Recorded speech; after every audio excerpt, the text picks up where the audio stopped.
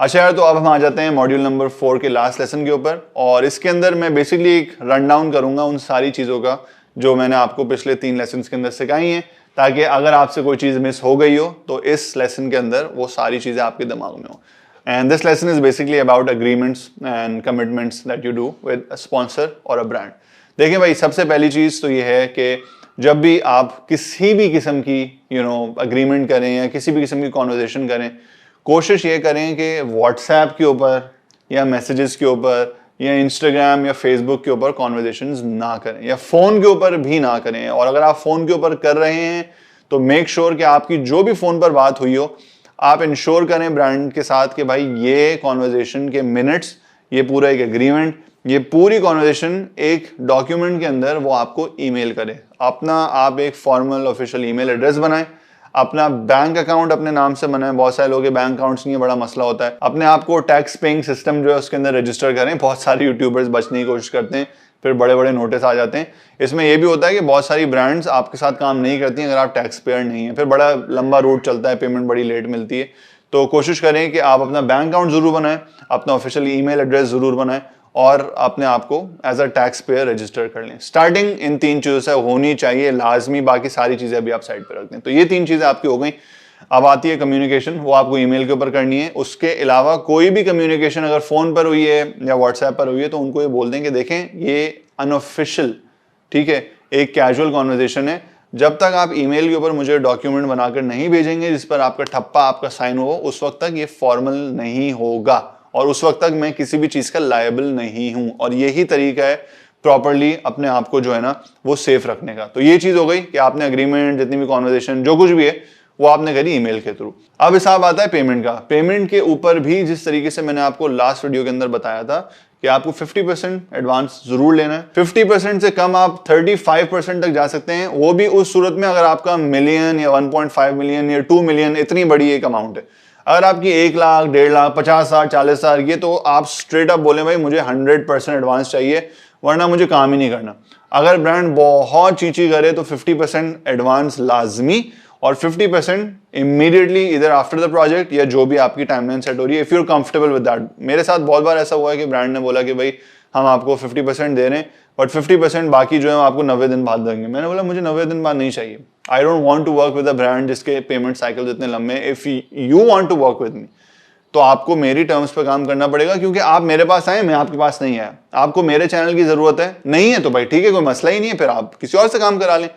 आपको ये मैं एक वर्ड इस्तेमाल करूंगा, ये भरमबाज एटीट्यूड रखना होगा, वरना ब्रांड्स आपको निचोड़ के खा जाएंगे और आपके ऊपर ऐसे चलेंगे कि आपकी कोई औकात नहीं है। और ये मैं बहुत इनसाइडर सीक्रेट आपको बता रहा हूँ। Brands don't care about you, उनको सिर्फ आपकी कन्वर्जन से मायने, उनको सिर्फ आपकी कन्वर्जन से मतलब है और वो कन्वर्जन आपके हाथ में है। तो जब वो पावर का जो सोर्स है वो आपके हाथ में है तो आप अपने पत्ते प्रॉपरली खेलें ना।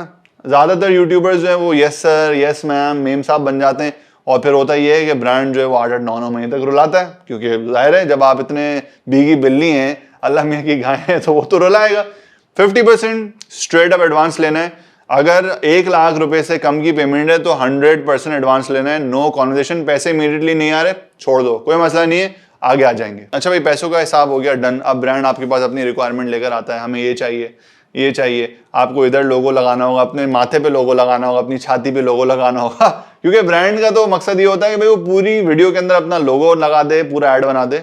आपको स्ट्रेट अप मना करना है, क्योंकि ये बहुत बुरी जो है ना एक इंप्रेशन देता है, बहुत बुरा इंप्रेशन देता है, एक बहुत बुरा इफेक्ट आता है ऑडियंस के ऊपर। अगर मैं कभी भी कोई ऐसी वीडियो देखता हूँ जिसको शुरू से लेकर एंड तक सिर्फ और सिर्फ स्पॉन्सर के लोगो चिपके हुए, मैं बहुत टर्न ऑफ हो जाता हूँ। आप टैक्टफुली करें, बिल्कुल प्रमोट करें, प्रमोट करने में कोई मसला नहीं है, मगर ब्रांड को बोलें कि भाई मेरा चैनल है, अपनी मर्जी से एक बैलेंस के अंदर मैं आपकी चीज को प्रमोट करूंगा वरना मैं नहीं करूंगा। यू नीड टू अंडरस्टैंड कि मेरी ऑडियंस एक सर्टेन तरीके से मेरा कंटेंट देखती है, अगर मैंने उसको जरा सा भी कॉम्प्रोमाइज किया तो मेरी व्यूअरशिप लूज हो जाएगी।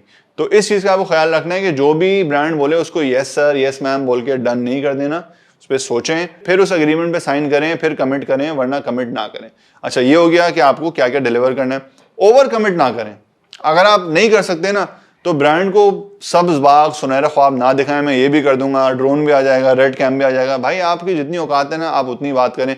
मुझे पता है भी मेरे चैनल के अंदर मेरी प्रोडक्शन कैपेसिटी क्या है, मेरे पास ड्रोन नहीं है, ऐसा नहीं है कि मैं ड्रोन आज बोलूंगा तो ड्रोन मेरे पास नहीं आ जाएगा, मगर मेरे पास ड्रोन नहीं है, मैंने कभी ड्रोन उड़ाया नहीं, तो मैं ड्रोन की क्यों फुटेज जो है वो प्रॉमिस करूं। बहुत सारे ब्रांड ने अक्सर बोला कि हमें ड्रोन फुटेज चाहिए, मैंने बोला भाई नहीं है, ड्रोन फुटेज चाहिए ना 75,000 रुपये एक्स्ट्रा दे दो, 2 दिन के लिए मैं ड्रोन किराए पे ले आऊंगा, उसका एक ऑपरेटर आएगा, उसके इतने इतने पैसे होंगे, स्ट्रेट अप बात है। तो कभी भी ब्रांड आपसे विजुअली या प्रोडक्शन वाइज अगर ज्यादा चीज एक्सपेक्ट कर रही है तो उसका एक अलग से बिल बना के दे दें कि भाई ये चीजें हैं, ये आपने मांगी है, इसका बिल ये है, अगर आप ये पे कर सकते हैं तो हम अपनी वीडियो में डाल देंगे, वरना हमारे पास तो भाई एक कैमरा है, एक लाइट है, खिड़की के सामने हम बैठ के रिकॉर्ड करते हैं, हम तो इतना ही कर सकते हैं। सीधी सीधी बात है, be honest, do not overcommit to any brand. अच्छा, ये सारी चीजें होने के बाद एक चीज जो मैं आपको जरूर एडवाइस करूंगा वो ये है कि जो भी आपका कॉम्पिटिशन है उसको रिसर्च करें, उनकी रेट लिस्ट निकालें, एजेंसीज के अंदर अपनी पार्टनरशिप्स बनाएं, एजेंसीज वालों से अपनी दोस्तियां करें, जो एड एजेंसीज और डिजिटल एड एजेंसीज होती हैं। उसकी वजह ये है कि अक्सर वहां से आपको पता चल जाता है कि आपका कंपटीशन जो है या कोई और यूट्यूबर जो है वो किस तरीके से चार्ज कर रहा है और ब्रांड उनको किस तरीके से पैसे दे रही है। ऑब्वियसली ये आपको अपने रेट बढ़ाने में भी हेल्प आउट करेगा और आपको ये भी बता देगा कि अच्छा, अगर आपको बेहतर रेट देना है किसी से तो आप किस तरीके से कंपेरेटिव रेट रख सकते हैं, कंपेरेटिव प्राइसिंग रख सकते हैं। कोशिश करें कि आपने जितने भी एसेट्स हैं, यानी कि अगर आपकी यूट्यूब वीडियो है तो एक सर्टेन हद तक अपने सब्सक्राइबर काउंट के हिसाब से या व्यूअरशिप काउंट के हिसाब से एक रेट तय कर लें। ये नहीं कि किसी को आपने 50,000 बोल दिए, किसी को आपने 5 लाख रुपए बोल दिए, एक रेट या एक रेंज सेट कर लें कि भाई इस तरीके के कंटेंट के मैं 2 लाख रुपए लेता हूँ, इस कंटेंट के मैं 50,000 रुपए लेता हूँ या 10,000 रुपए लेता हूँ या 10 लाख रुपए लेता हूँ, वो तो आपकी मर्जी है ना, खुला खाता है, जो भी आपका दिल करे, मगर एक रेट कार्ड बना लें ताकि रैंडमली लोगों को आपके रेट्स ना जाएं। होता क्या है कि जब भी आपके पास कोई ब्रांड आती है ना तो वो डिफरेंट एजेंसीज के थ्रू आती है और एजेंसीज के अंदर आपके रेट्स चल रहे होते हैं।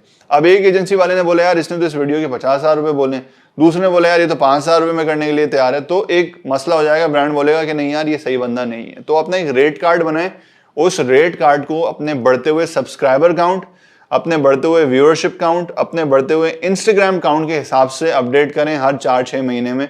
अगर आप 2 साल पहले 15,000 रुपए चार्ज कर रहे थे तो अब आपको उस हिसाब से, अगर आपकी सारी चीजें बढ़ी हैं तो आपके रेट कार्ड के ऊपर आपकी प्राइसेस भी बढ़नी चाहिए। और फिर फाइनली जब ये सारी चीजें हो जाएं, आपने कम्युनिकेशन सही तरीके से कर ली, अपनी मर्जी का रेट मनवा लिया, एडवांस भी ले लिया, सब कुछ कर लिया, फिर अंडर डिलीवर ना करें। जो ब्रांड से कमिट किया है कोशिश करें कि उससे बेहतर चीज दें ताकि लॉन्ग टर्म रिलेशनशिप बने।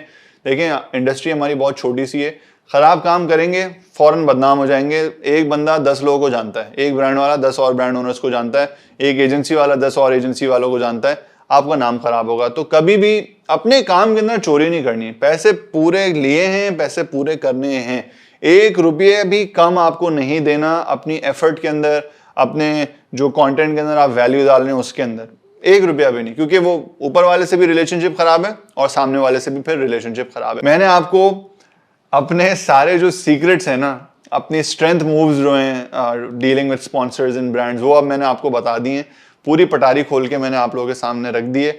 और आई होप कि जो भी यहाँ पे यूट्यूबर बने इंशाल्लाह फ्यूचर के अंदर, वो इन सारी चीज़ों को टाइट से अपनी गिरा में बांध ले, क्योंकि अगर आप बांध लेंगे तो आपको बहुत बहुत फायदा होगा। नेक्स्ट मॉड्यूल के अंदर हम बात करेंगे कि यूट्यूब जब आपका अच्छा खासा बन जाता है उसके बाद आपको क्या करना चाहिए।